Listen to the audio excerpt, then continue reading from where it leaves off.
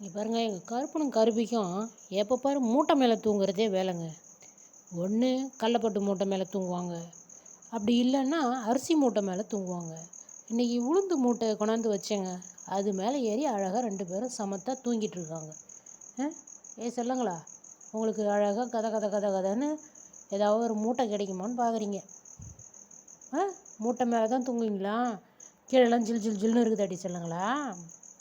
கிடைச்சா அண்ணன் பெட்டு மேலே போய் படுத்து தூங்குவீங்க. இன்றைக்கி அண்ணன் லீவில் வீட்டில் இருக்கவே பிள்ளைங்க மூட்டையை கண்டுபிடிச்சிட்டிங்க. பட்டுங்களா? நல்ல தூக்கம்.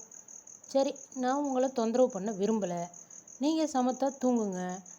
பட்டு பிள்ளையாக எப்போ எழுந்துச்சி வரீங்களோ அப்போ பால் குடிச்சிட்டு திருப்பி மூட்டை மேலே ஏறி படுத்துக்கோங்க.